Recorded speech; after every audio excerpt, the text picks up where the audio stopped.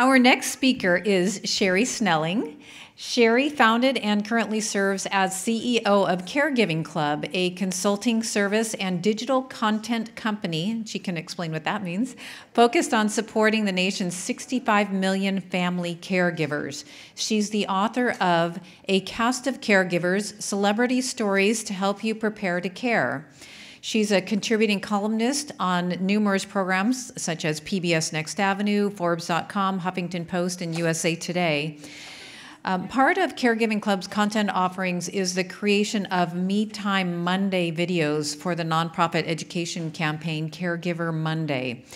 Sherri has a BA from the University of Southern California in journalism and political science, and she's currently pursuing her master's degree in gerontology. So welcome, Sherri.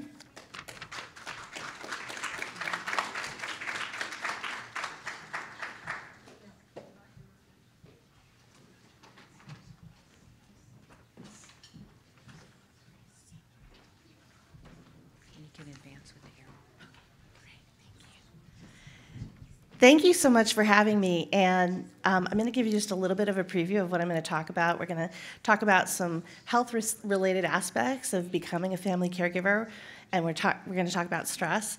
I will say that I intended to be here over an hour and a half ago, but there were 2 SIG alerts on the freeway, so stress is something that I can personally share with you right now. But thank you for having me, and I want to start actually with a question, because that word caregiver often has different meanings for different people, but how many of you have cared for a loved one or are maybe currently helping care for a loved one? Okay, great. Which is interesting because I would say probably 3/4 of the room raised their hands. And here's what former First Lady Rosalind Carter said. She said, either you have been a caregiver for a loved one, you are caring for them right now, you will be caring for them, or someone will be caring for you. And I think what that says is that caregiving is definitely going to be a role that all of us will play or that we'll experience in some way. So I'm going to talk to you a little bit about, first of all, thank you for that nice introduction. You'll see a little bit of the things that I do. One of the other things I did was I was the chairman of the National Alliance for Caregiving in Washington, D.C. So we did quite a bit of research on family caregivers and particularly health impacts. And so a lot that I'll share with you today come from a lot of those studies. So here's the number of family caregivers in the U.S. right now. 65 million Americans are providing unpaid care for a loved one. That is the largest volunteer healthcare workforce in the country. And so thank you for what you do, because without you, the entire healthcare system would literally collapse. We need a lot more support. There are some great resources out there that I can tell you about, but to think about the fact that you might be one of those 65 million is pretty extraordinary. And you know, here's some statistics. When we talk about caregiving, a lot of people think that probably means a baby boomer age person who might be caring for an older parent. But the reality is that the latest studies have shown us that boomers represent about 1/3 of all caregivers. The largest group is actually what we call the Gen X, so the people who are in their late 30s and mostly 40s and maybe early 50s. And then 25% are millennials. So we have quite a large population of younger people who are now walking into this caregiving role. One statistic you don't see up here is that 1.8 million children under the age of 18 are primary caregivers in this country. And typically they're caring for a grandparent. The Bill and Melinda Gates Foundation actually did a study a few years ago about high school dropouts and found that 24% of the high school dropouts said they were dropping out because they had to care for a loved one. And so I think that it shows that at every strata, every group of our society, caregiving is something that really impacts us. And then here's something interesting for the men in the room. Again, our stereotype is that a caregiver is going to be a woman. And while that was maybe a little bit more true a few years ago, we now know that men make up just about almost half. The latest studies by AARP and the SCAN Foundation are showing that anywhere between 40 and 45% of the primary caregivers are men. And this is not just the traditional role that men have maybe played in caregiving, like helping out with the finances or helping with yard work or where it happens to be. It's actually providing that hands-on care for activities of daily living, helping feed somebody, bathe somebody, dress someone. So again, it's something that's really impacting every one of us. So I'm going to talk to you just really quickly because I have a lot to share today. So I've done a lot of interviews with celebrities. And one of the reasons why I did is because I was really fascinated by the fact that caregiving in our society cuts across all socioeconomic boundaries, racial boundaries, religious boundaries, geographic boundaries. It doesn't really matter where you live, what you do, even really, as you saw, what age you are, but caregiving is a role that we play. And so I came across a few celebrities who had actually taken care of loved ones. And I was interested in talking to them. And people say, well, you know, celebrities have so much money and they've got entourages to help them out with this role. And while that might be true, they still go on that emotional roller coaster. And they still struggle trying to find good resources because it is such a fragmented system out there. So I'm just going to share with you really quickly. This is Kimberly Williams Paisley. She was in the Father of the Bride movies, and she's married to Brad Paisley, the country music singer. She is currently caring for her mother who has a form of dementia.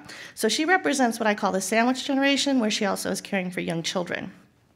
But then we have Glenn Close, famous, Oscar-nominated actress, and she actually cares for her sister who has bipolar disorder.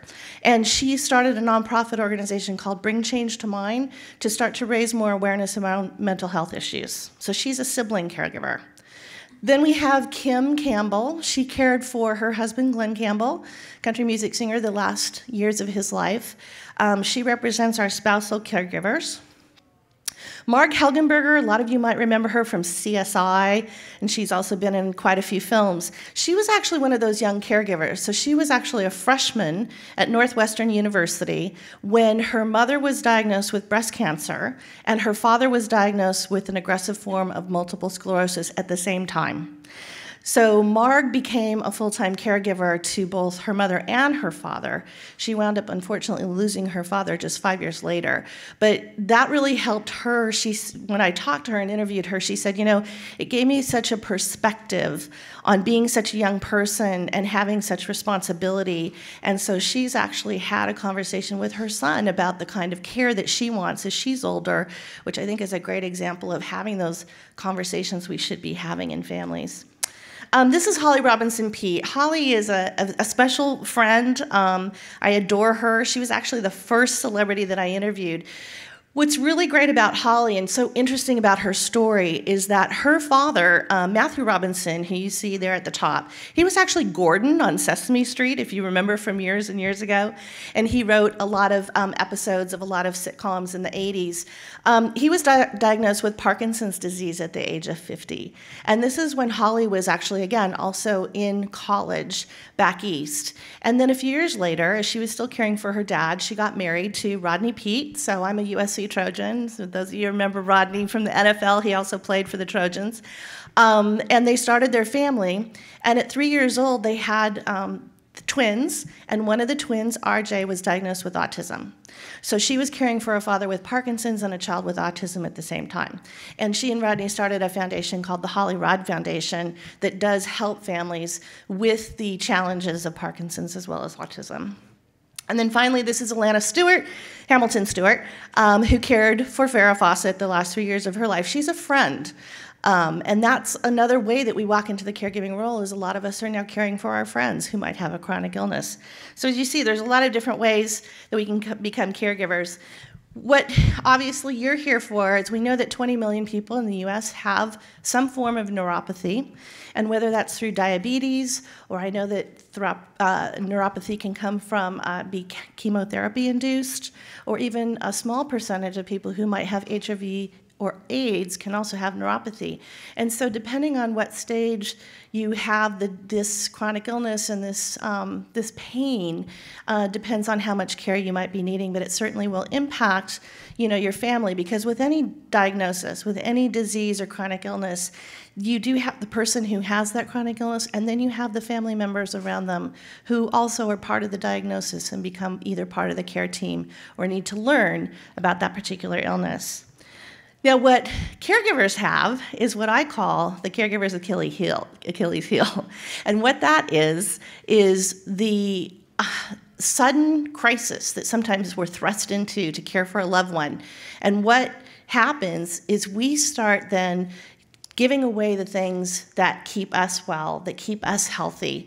And so one of the big things that I write about and I talk about is how do you find that balance? How do you make sure that you're staying well so that you can be strong and have the stamina and the energy that you need to care for your loved one and still have that health and wellness aspect in your life? So just some quick statistics. On average, caregivers spend 20 hours a week performing their tasks. For those people who may be working, that's a whole secondary job after your full-time job. We also know that most caregivers on average are in their role 4.6 years. Now, again, if you have a loved one who's diagnosed with Alzheimer's disease earlier in life, we are making those diagnoses now earlier. And some people have early onset, which means you're diagnosed before the age of 62. But that role of caregiver can last 20 years because other than the Alzheimer's diagnosis, those patients can be somewhat relatively healthy. We also know that 7 out of 10 of all caregivers actually work full or part-time. So you're juggling, again, as I said, that job. And then, here's a big one, because we don't talk a lot about the costs of caregiving. So half of all caregivers are spending 10% of their annual income on out-of-pocket costs. So I think a lot of us who, when we don't know as much maybe about Medicare, we think, well, a loved one will be fine because they'll have Medicare and that'll cover the health costs. Well, those of you who might have Medicare know it doesn't cover everything. You either have to have a Medicare Advantage or a supplemental plan. But there's also a lot of costs even beyond that we wind up going into our own pockets to help care for a loved one. So there are a lot of both emotional and physical tolls, but also financial tolls. And so this is what you face when you walk into your caregiving role. There are really a lot of great resources and services out there, but it's all fragmented. There is no 1-800 caregiver phone call that you can make, and all of a sudden somebody can point you in all the right directions. There are some great experts out there. They're called geriatric care managers, and they can often help you find those community resources, but you're really faced with this maze, and it becomes a little overwhelming of where to turn. So this is what I call the Caregiver Juggling Act. Again, for those who might be in the sandwich generation, you still have children maybe at home, or as many of us now know, your children may have gone off to college and they've come back home, and who knows for how long. But you've still got children under your roof. You also have a job that you are at, and now you've got maybe a loved one that you're caring for, and this is the ball that's getting dropped, the ball that says me. So again, some quick statistics. The National Alliance for Caregiving that I mentioned did a study on caregiver health impact and found that 91% of caregivers said that they do suffer from some kind of depression during their caregiving journey. 87% said that they have problems sleeping, so insomnia or not getting enough sleep. 38% said that they had weight management issues, so either they weren't eating and they were losing a lot of weight, or they were gaining weight because it became the fast food diet, because that's the most convenient. 10% are actually turning to bad habits to cope with the stress. So whether that's maybe having a few too many glasses of wine at night, maybe you kicked smoking and you go back to it, taking prescription drugs, whatever it is to help cope with that stress, which obviously, again, has severe health impacts. And then what was interesting is that the study also found that 85% of caregivers who said, yes, my health is impacted, and they were in a downward decline with their health, were women. So ladies, I'm sorry to share that statistic with you, but unfortunately, women seem to be more health impacted when it comes to stress. So I'm gonna stop for a minute and talk a little bit about stress, because here's something that I don't think we think about. Stress is invisible. So I want to do a little test with the audience. As you're sitting there and you're listening to me, how many of you right now have your tongue pressed against the roof of your mouth? Anybody? Raise the hands. Okay. Now as you're sitting there, can you see if you can just drop your shoulders, even like a quarter of an inch as you're sitting there? Okay. So for those of you who answered yes to either of those questions, you are suffering from stress. Yes, and this is why I say stress can be invisible. We don't even understand the fight that's going on inside our bodies in terms of this stress that we're dealing with. And so we have that instinct to fight or flight. And often what we do is we tense up and we don't realize that we're hunching our shoulders or pressing the tongue against the roof of our mouth. This is why we know 90% of all doctor appointments are typically stress-related. And then here's something interesting, again, for the men and women out there listening, obviously. There was a study that was done, actually Bowling Green State University in Ohio did this study a few years ago, and they took women who were caring for an older parent and men who were caring for an older parent, and they studied them, and they found some interesting things. So the first thing that they found is that men take a block and tackle approach to their caregiving tasks. And so they would have things they had to get done during the day, and as they went ahead and did it, and whether it was, okay, I got to take Dad to the doctor appointment, and then I have to go to work and give that presentation, and then I have to do this, and then I have to pick up Dad and get his prescriptions. But if the men could check those things off during the day, they actually felt good about it. They felt like they'd actually accomplished something. Women, on the other hand, we are natural nurturers, but we're also natural warriors. And so what they found with the women is that even though the women were getting through this list of tasks, they were constantly analyzing and evaluating their performance of the task. So their thing might be, okay, I dropped Mom off at the doctor's appointment, but she didn't seem really happy, and I know she's got to sit there and wait by herself for a while, and all of a sudden you're thinking about this at work, and then your mind is lost, and you have to get up and talk at a meeting, and you can't even remember what the conversation in the meeting was about, and now you're really upset because now maybe your boss thinks that you're slacking. So there's this constant worry going on in your life. So again, I would say, ladies, I'm not trying to say, oh my gosh, we know our health is impacted, but maybe we take a little page out of the men's playbook in terms of just kind of, hey, if we get things done, we should give ourselves a pat on the back and we should be happy about it. The one thing I will say is that for the men in the study, what they did find, though, is that men actually internalized their caregiving role in the ways that they couldn't control the disease. They couldn't just conquer and vanquish, a certain diagnosis. And so that actually did affect men in the long run. So just to give you a little battle of the sexes information there on stress. I was so interested to hear the last speaker talk about telomeres, and I wanted to just see, again, show of hands in the room, how many of you have heard about the telomere effect? Great, okay. So for those of you who already kind of know what it is, just bear with me, but what's really interesting is that Dr. Elizabeth Blackburn just won the Nobel Prize, I think it was last year or the year before, for all of the years and years of research that she had put into telomeres.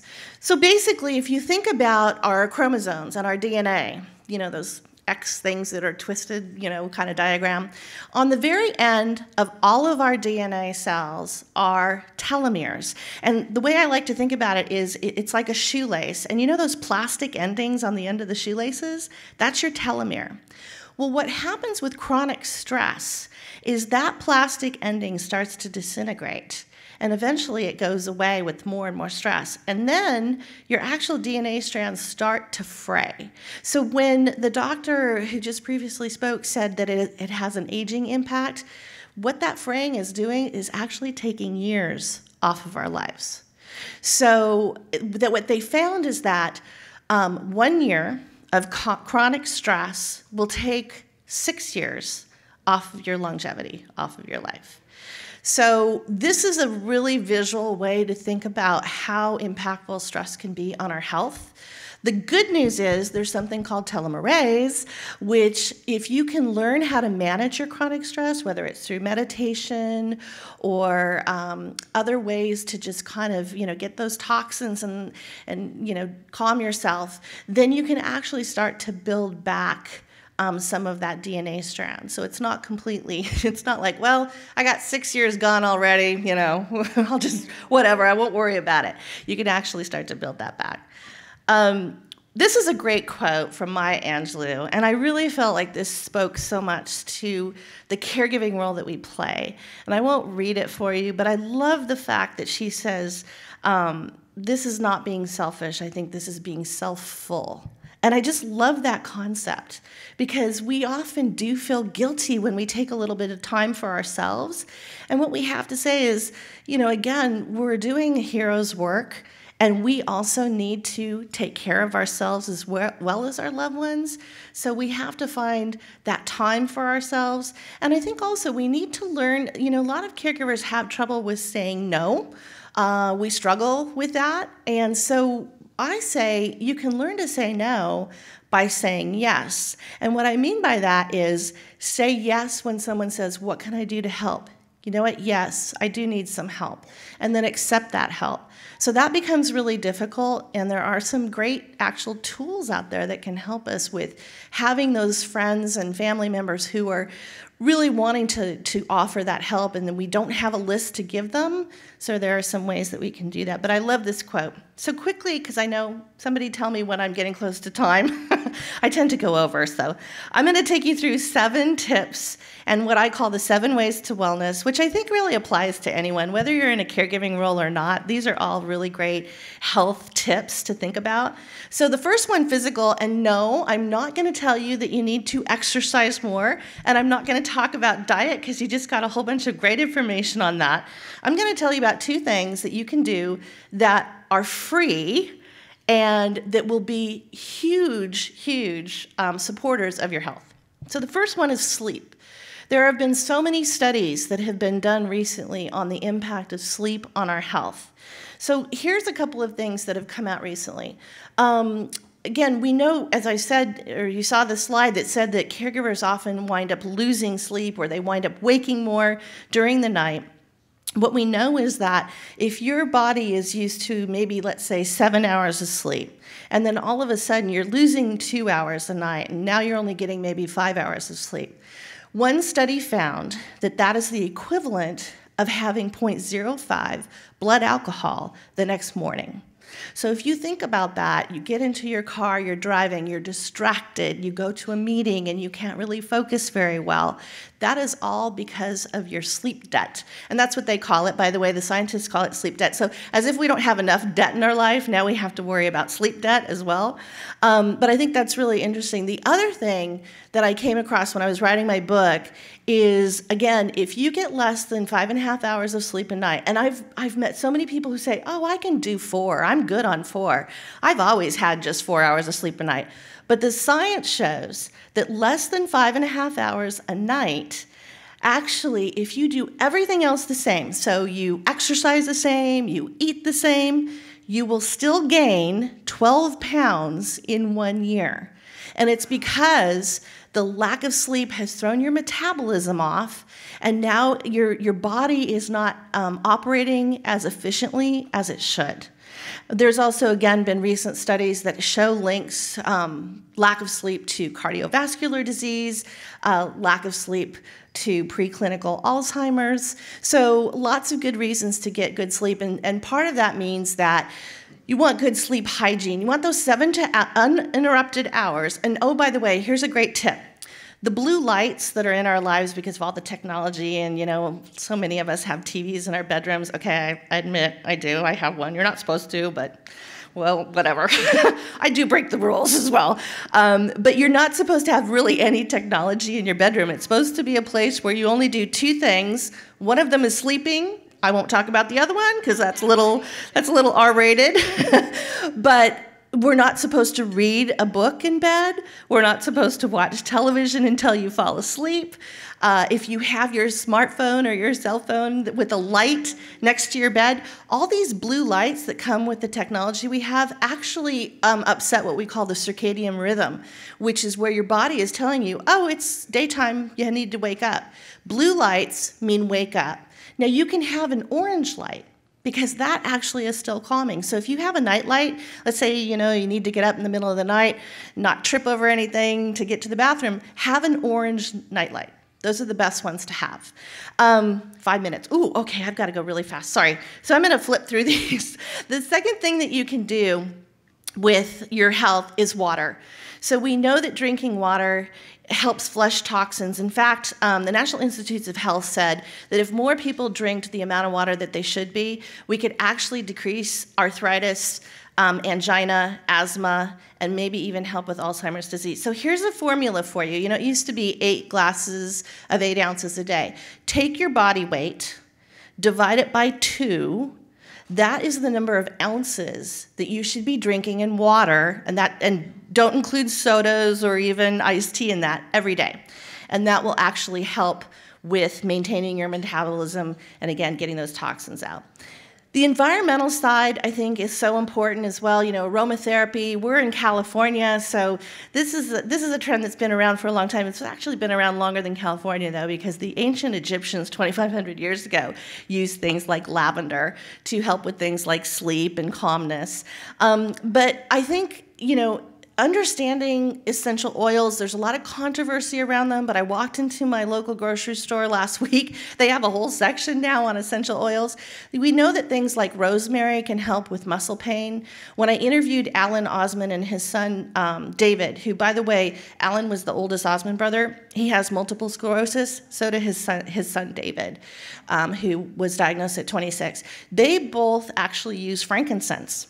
And they said the frankincense actually helps the pain of their MS. So there are a lot of benefits that you can look into in terms of aromatherapy. Noise pollution, I love this because, again, going back to, I have a love-hate relationship with technology. I think there's so many great things that we can say about it, and then I think there's some real downsides, particularly when it comes to our health. How many of you have heard of the term hygge, which is spelled H-Y-G-G-E? Anybody? Hygge. Okay, so I want you all to go find some hygge later today or over the weekend. It's a Danish term that literally is translated as coziness. But what it has meant, it's become this movement now where people unplug and you get something that makes you feel cozy. Maybe if you're in a cold temperature, it's sitting by the fire with your socks on, reading a book, and you also unplug from technology. But practicing hygge is something that has really helped the health impact of people in Denmark and other countries. And just unplugging 20 minutes a day is really beneficial. Also for eye health, if you do a lot of computer work, you want to step away from the screen every 20 minutes, spend at least 20 seconds looking at something that's 20 feet out, because that will help with your eye health. And by the way, for those of you who are interested in technology, good and bad, there is a wonderful, inspirational, so heartfelt video on YouTube. It's by Gary Turk. It's called Look Up. And I really recommend that you go link onto it and take a look. It's fantastic, and it talks about how technology can connect us and how it can also isolate us. Social. So we know that staying social is important. Having social relationships, the healthiest people in our society are those that have good quality relationships throughout life.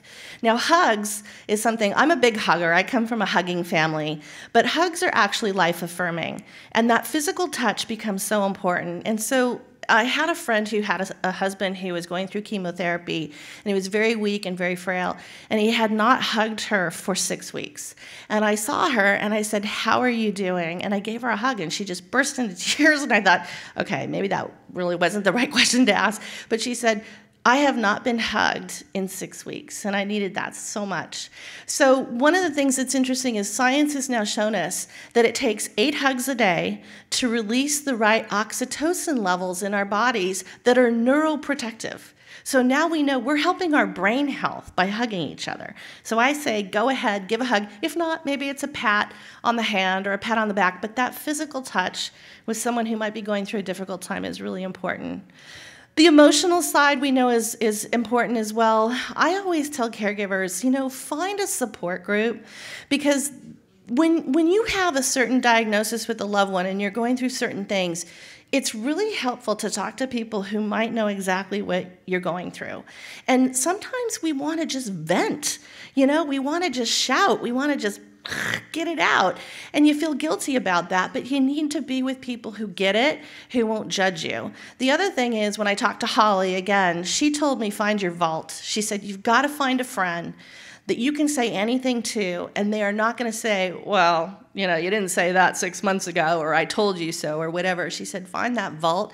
That person becomes so critical in your life.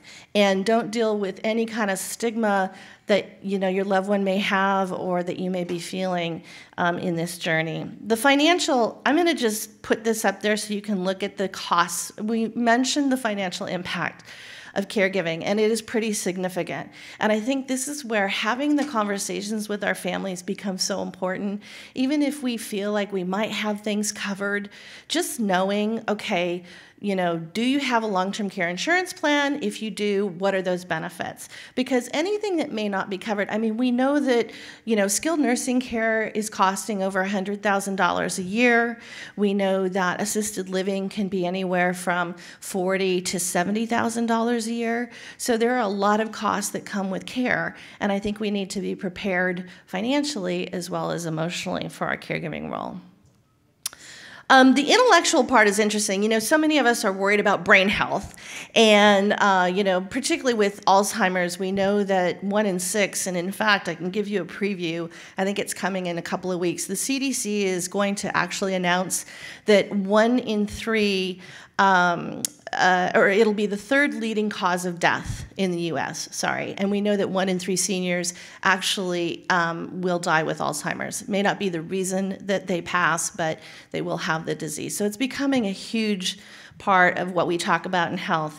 So things like neuroplasticity, where you keep your brain working and you can kind of rebuild some of those brain cells. Cognitive reserve, again, if you just stay, engaged in conversations, in reading. People talk about puzzle games, and some of those are good, but I think it's just working our brains out. And one of the things I wanted to let you know is that music is a full brain workout.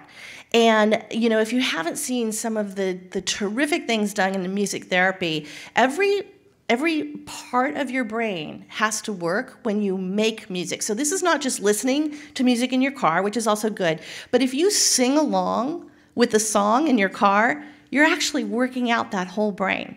And now we are seeing scientific studies that show that this is actually helping with brain health in the long term. So making music, musicians, by the way, have a 64% less risk of developing dementia because they've been making music for most of their lives. So you can start at any point, but making music becomes really important. And learning to be present, to focus on what's right in front of you, and learning to play. I was at a conference yesterday in San Francisco, and there was a great speaker from ARP, and she said, we forget how to play as we get older. And we have to remember that playing is really an important part of our life. And so when you think about it, adults only giggle or laugh 15 to 16 times a day. Children laugh 300 times a day.